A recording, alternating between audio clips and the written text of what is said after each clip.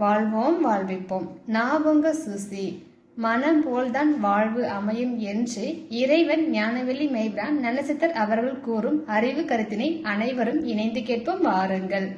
வாழ்வோம் வாழ்விப்போம். நான் கேட்கிறேன், நிறைய இன்றைய காலகட்டத்தில் சுய முன்னேற்றம், வெற்றியை தேடுவது, இப்படிலாம் நிறைய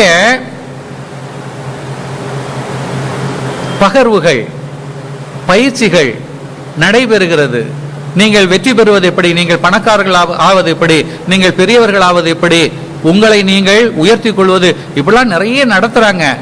ரொம்ப வேடிக்கையாக இருக்கும். நான் கேட்கிறேன், நடத்துறவன் உங்களை முதன்மையாக்கி காட்டுகிறேன், பெரியவர்கள் ஆக்குறேன்னு சொல்றாரு இல்லையா, அதே நபர் அவரை முதன்மையாக்கலாமே, ஏன் அத்தனை பேரையும் ஆக்கணும்? அந்த பயிற்சியை நடத்தக்கூடிய அந்த பயிற்சியாளர் தன்னை ஒரு ஒபாமாவாக, ஒரு மோடியாக ஏன் தன்னை மாற்றிக்கொள்ள முடியாது?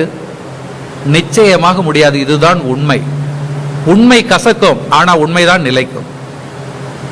நீங்கள் உள்ளுவதெல்லாம் உயர் உள்ளல். நாம பெருசா நினைச்சா பெருசா போகலாம், நீங்க பெருசா நினைச்சாலும் சிறுசா போனாலும் என்னவோ அதுதான். அந்த அமைதிக்கு வந்துட்டீங்கன்னு சொன்னா வாழ்க்கை இனிமையாகிவிடும். ஏனென்றால் உங்கள் மனம் போல்தான் வாழ்க்கை. தத்துவமசி. உங்கள் மனம் எப்படி இருக்கிறதோ அதுபோல்தான் உங்கள் வாழ்க்கை. வாழ்க்கை அமைவதில்லை, வாழ்க்கையின் பலன் கிடைக்கும். இப்ப அதுக்கு ஒரு உதாரணம் சொல்றேன். மழை பெய்கிறது, வானிலிருந்து மழை பெய்கிறது.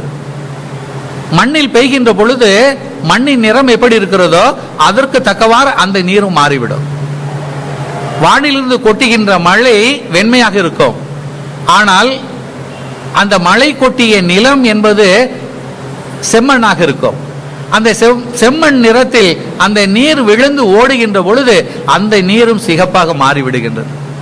அதுபோல்தான் நீங்கள் ஞானத்தை உணர்கின்ற பொழுது உங்கள் கர்மாவால் வருகின்ற அந்த பலனும் உங்கள் மனதிற்கு தக்கவாறு மாறும்.